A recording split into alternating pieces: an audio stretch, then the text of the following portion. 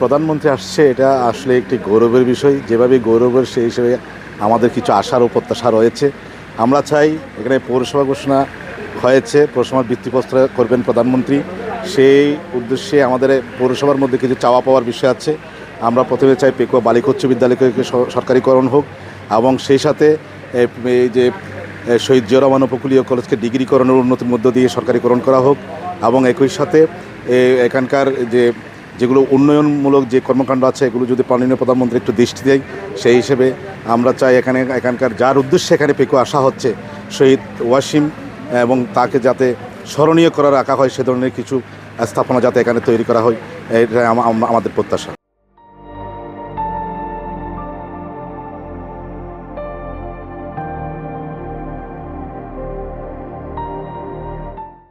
আজ আমরা এক ঐতিহাসিক মহেন্দ্রক্ষণের সামনে দাঁড়িয়ে, কেননা আগামী 13ই জুন পেকুয়ায় পা রাখতে যাচ্ছেন বাংলাদেশের সবচাইতে জনপ্রিয় ব্যক্তিত্ব, বাংলাদেশের বর্তমান সময়ের প্রধানমন্ত্রী জনাব তারেক রহমান। তারেক রহমানের আগমনকে ঘিরে পেকুয়ার ছাত্র জনতা অনেক বেশি উৎফুল্ল, অনেক বেশি আনন্দিত। আমরা তারেক রহমান যখন পেকুয়ার সীমান্তে ঢুকবেন, সেখান থেকে ফুলেল শুভেচ্ছা জানাতে জানাতে রাস্তার চারপাশে জানিয়ে আমাদের নেতা জনাব তারেক রহমানকে আমরা এই শহীদ জিয়া রহমান উপকূলীয় কলেজ ক্যাম্পাসে আনব। আমি আপনাদেরকে আরেকটি বিষয় জানিয়ে রাখি, এই পেকুয়া চকরিয়ায় যত সব উন্নয়ন সব কিছু করেছেন প্রিয় নেতা জনাব সালাউদ্দিন আহমেদ সাহেব। তারই ধারাবাহিকতায় শহীদ জিয়া রহমান উপকূলীয় কলেজ এবং শহীদ জিয়া বিএমআই কলেজ সালাউদ্দিন আহমেদ সাহেবের প্রতিষ্ঠিত কলেজ।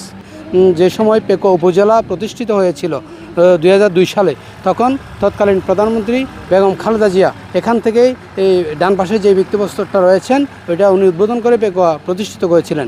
এবং জননেতা জনাব তারেক রহমান তারই সুযোগ্য সন্তান, যে আগামী 13 তারিখ এখানেই ভিত্তিপ্রস্তর উদ্বোধনের মধ্য দিয়ে পেকুয়া পৌরসভা প্রতিষ্ঠিত করবেন। এই জন্য আমরা ওনার কাছে কৃতজ্ঞতা জ্ঞাপন করছি। আগামী 13ই জুন 2026 আমাদের বাংলাদেশ গণপ্রজাতন্ত্রী বাংলাদেশ সরকারের মাননীয় প্রধানমন্ত্রী কক্সবাজার জেলায় মানে তার প্রথম ভিজিটে আসছেন। তো এখানে বেশ কিছু কর্মসূচি রয়েছে।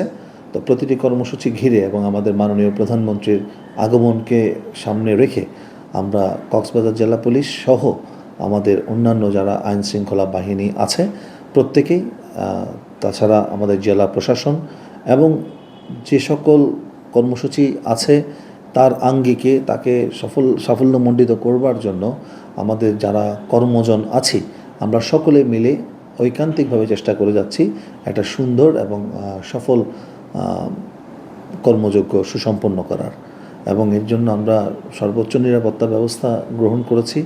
হ্যাঁ, এবং মানে আমরা এখনও পর্যন্ত মানে কাজ করে যাচ্ছি যেন আমরা সুন্দরভাবে আমাদের সমস্ত কর্ম সুসম্পন্ন করতে পারি।